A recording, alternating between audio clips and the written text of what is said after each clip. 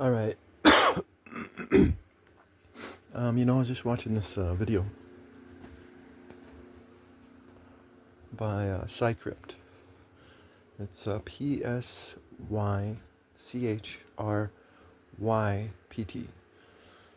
And the video was called The Matron Revolt, right?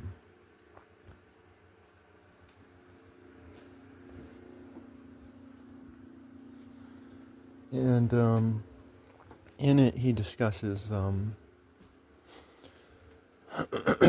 this this psychological paper that was written by these two psychologists.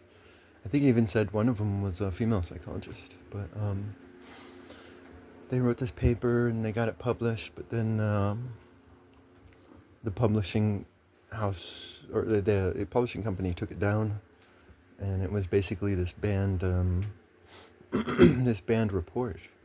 And then much later on, it's written in the 60s, 1960s in America, I think.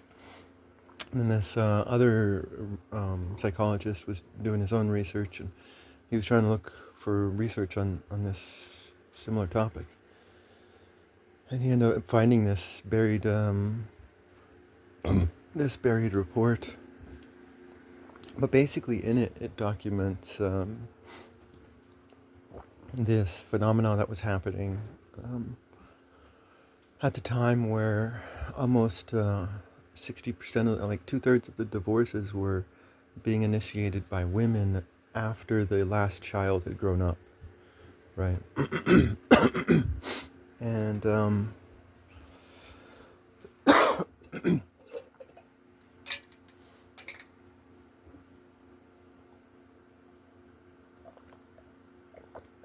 mm,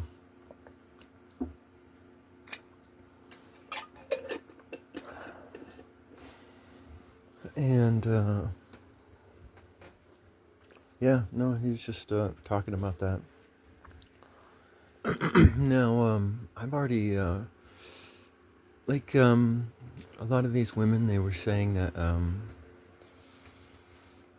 they were just they wanted agency, and they wanted empowerment. And,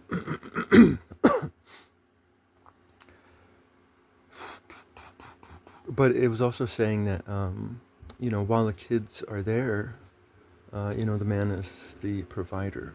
But when these divorce proceedings are happening, him being the provider is no longer an asset. It's a complaint that he's absentee, right? Him being trustworthy and loyal and reliable is now boredom for her. He's a boring, unexciting guy. And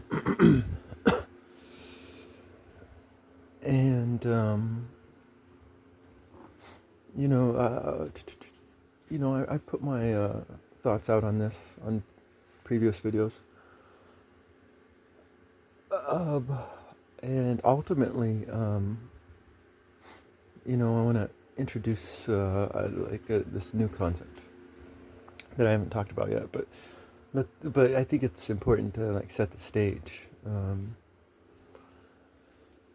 And the stage is basically the fact that modern life is a new sociological reality, right?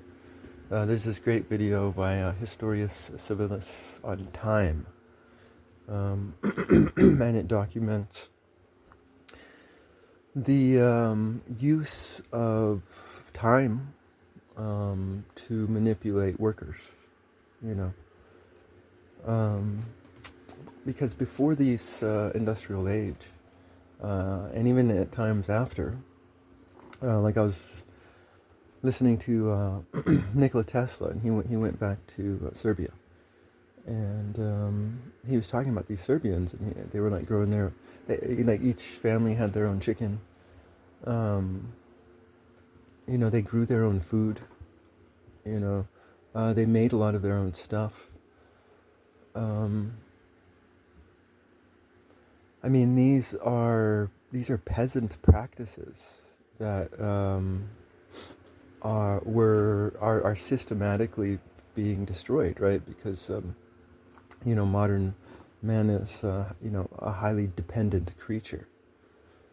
They're dependent on the corporations and on government. So there's just a dependency being created by these anti-free market industrialists, right? These are definitely anti-free market industrialists who are doing this. But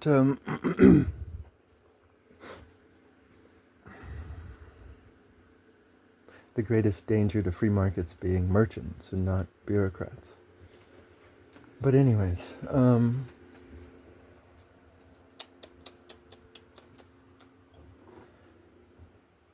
so I mean, this like I'm looking at this and I'm like, this behavior is systematically being stamped out, right? Because dependency class is being created. Um, this is not the natural state of man, right? In the natural state of man, um, well, I mean, is there a natural state of man? I don't know, but during these during certain periods in history, you do have this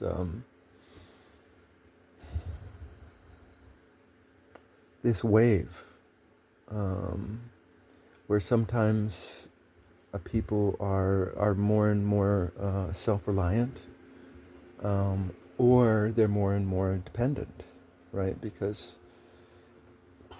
like the modern industrial age is just new iteration of the same old tyranny of the past, right? Whether it's a king's face or republics or democracies or a theocracy. Um, and I mean that's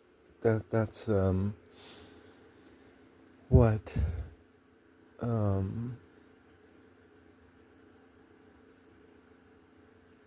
so we've seen this in the past, but if we look at the this idea of peasant and serf, well, these are two different concepts.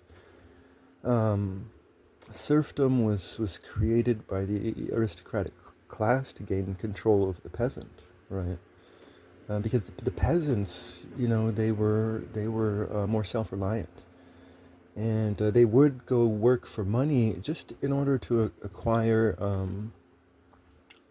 some modern things, because not only through their own work but through barter with others within this self-reliant network, a community has everything they need. um, but there are some extra things,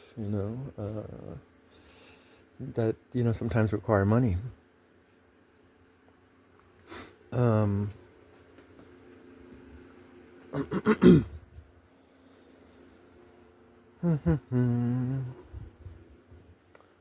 so yeah, no, but in this environment, women do have agency. They're making clothing, or they're raising the animals, or doing whatever, you know. There were, I mean, as far as I know, there weren't any set standard requirements. It's just the and the man wouldn't like go off to work every day. Work was around the home and the family. Um, so I mean this this environment is entirely new. This whole traditional family thing, that's not real. That's traditional family refers to a broken family from the 1950s, right? Um,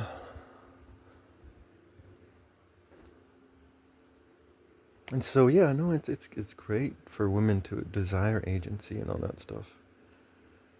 Um, I mean, there's this really stupid political debate out there between individualism versus socialism, and it's like no, love is two independent people who want each other rather than need each other.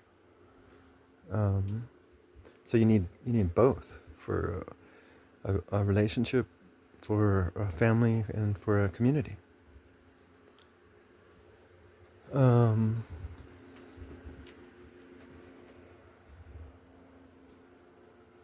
I mean, there are like community stories out there, right? Um,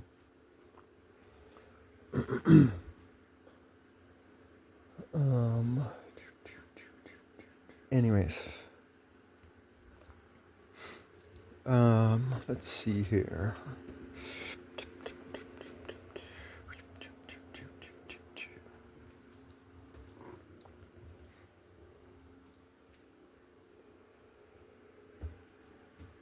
I'm trying to think if there was anything I wanted to say, probably, but whatever.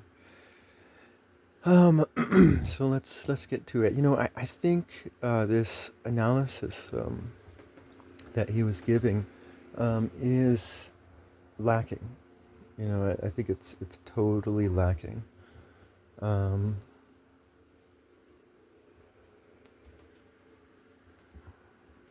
okay, no, let's go back. Yeah, I remembered. I remembered. Now, of course, another thing that I said um, was, I brought in this Old Testament quote: "Spare the rod, spoil the child," right? And it's like when people say that, they're referring to the male child, because it's common throughout all of history. I mean, this is a common sociological trait to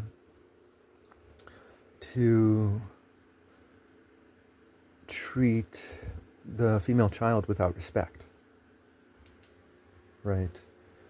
Um,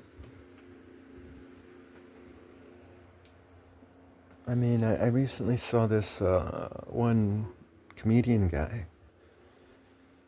I was doom scrolling, flipping through, and boom, then he popped up, and this was being recorded at a party. This wasn't him performing or anything, but he was yelling at this one kid because this one kid was hitting on his daughter. And it's like, that's just so disrespectful. Um, to treat your daughter as if she can't, handle her own shit. You're the daddy. You're gonna do it for her. I'm the daddy. I mean, this will train girls into thinking, hey, all they need to do is find an attack dog and they can go beat up whoever they want um, through a hidden hand, right?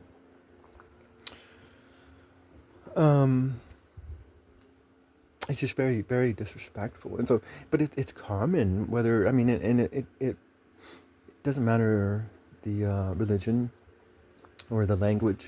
I mean, you just look at it in history and you see you see people proudly treating their daughters as weak little creatures, right? And so if you treat them as weak little creatures, then what are you going to get? So the data is going to consistently be the same throughout history if this is the behavior that has been subconsciously created.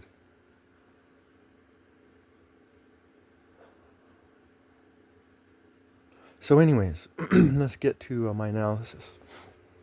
I mean, although I think one of the reasons this report was banned was simply because the psychologists don't want this data out. You know, the psychologists, um, you know, there are a lot of them, not all of them, but the ones at the top. You know, I mean, you can definitely see that in this story. It's like you have these two good, honest psychologists who are just trying to write a paper on psychology, and but the powers that be don't like it within the psychology world. Um, this isn't even my analysis right now, but you know, it's coming up. You know, I think if men start to see the data, I mean, this is just the hardcore data. But you know, as long as there's a cultural lack of self-aware, or you know, a community lack of self-awareness, and then you're going to have a male child, and he's going to enter into marriage. Um, but if a lot of men knew the data, then they'd avoid it. They'd avoid marriage. And that's what's happening nowadays. It's like the data is just all around us, and it's just cost benefits, and it's just like um, it's just not worth it, right? So, but and so yeah, and so these you know, a lot of the psychologists at the top, you know, they work for the system. You know, the system wants. I mean, this is the same system that has Edward Bernays' propaganda, or the so. I mean, they go by a philosophy of called manufacturing consent, right? This is like ultimate population control. Um, I mean,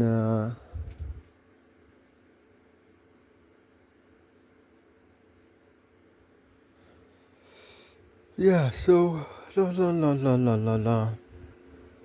Anyways, um, but it's like if you go to this the reasons that these women were giving, and um,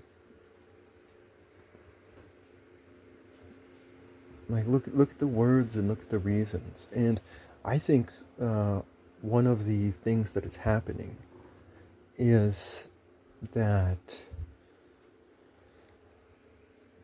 stories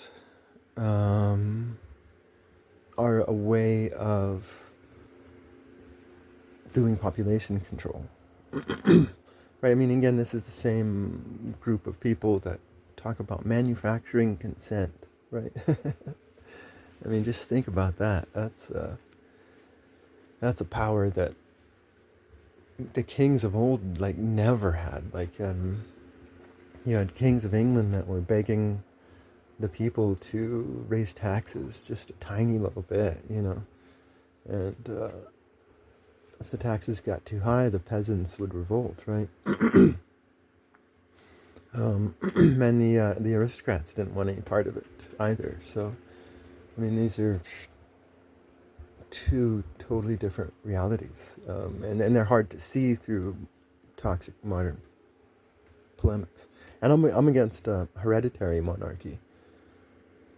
Um, monarchy by a man or a woman that is um, talented and loving the tribe, I think, has historically been shown to be successful sometimes.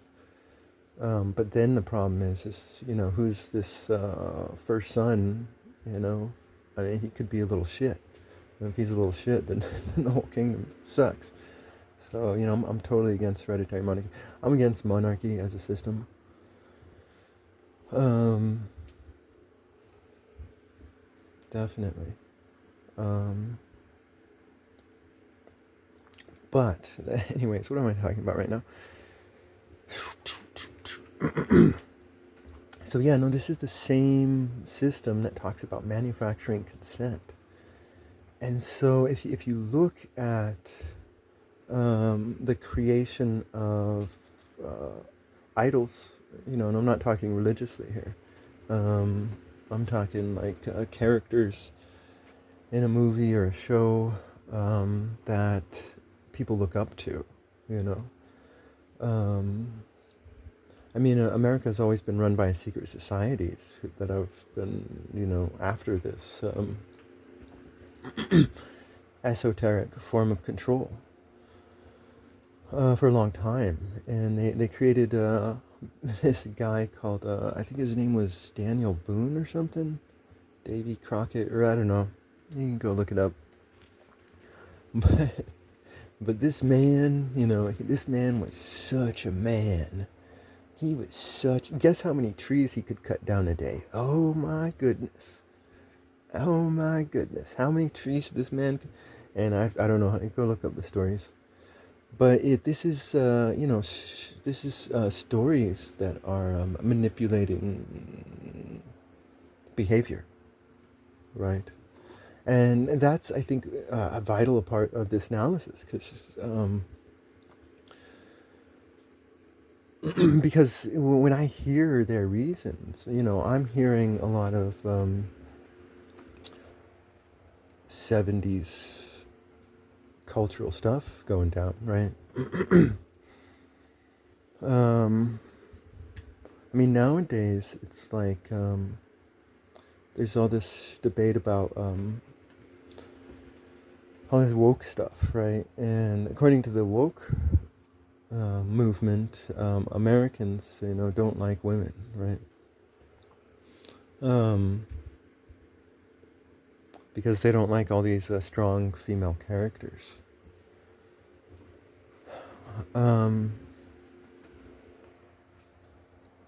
But that's totally not true, because I mean, people love Ripley from Aliens. I mean, there's tons of strong female characters that people do like. But like, if you look at like a lot of the female characters that are out there, it's like they define themselves in opposition to a man. Like that's how identity. That's how this female character's identity is being created.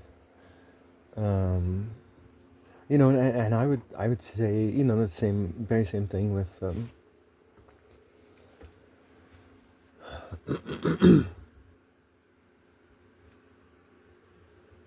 with what was happening back in the '60s when this paper was written. I think, damn, I totally see that as a part of the analysis. Not the whole, I mean, but it definitely contributes to the behavior of what is happening.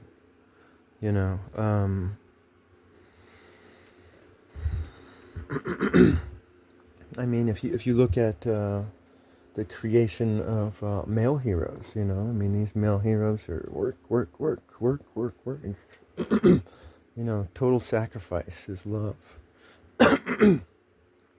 It was the culture of the 1910s, which led to this exuberance for warfare.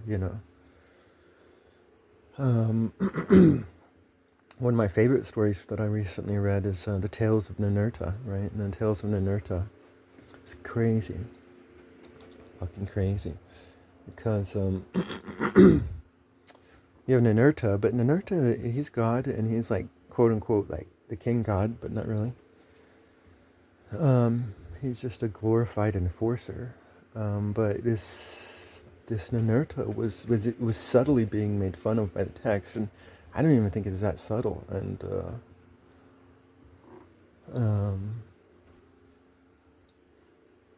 but Ninurta was being used, like he was being used, And I think there definitely is all this subtlety in the text, but you could read the text, or you could watch this story or hear this story and not see that subtlety. And what are you gonna see? You're gonna see fucking Ninurta, the action god hero, going to beat up the bad guys. That's what you're gonna see, rather than a tool, right?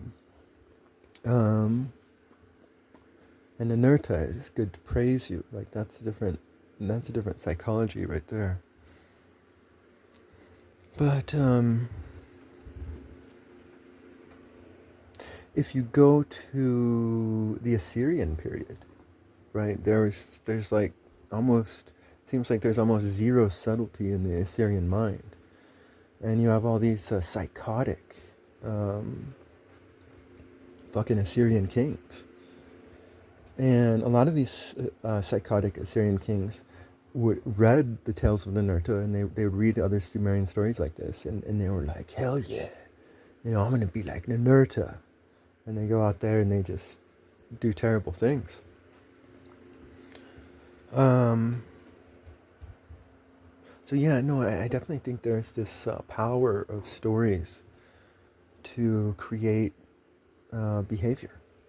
Like look at one of the things that you see that's just like this constant theme in a lot of stories out there, and that is the workplace romance, right?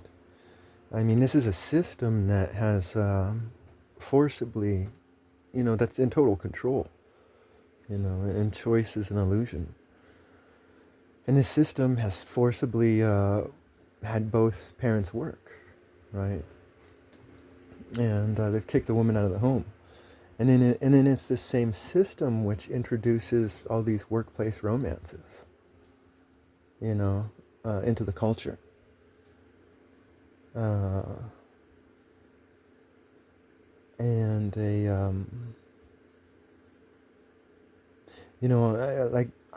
I think it's just simple. You teach people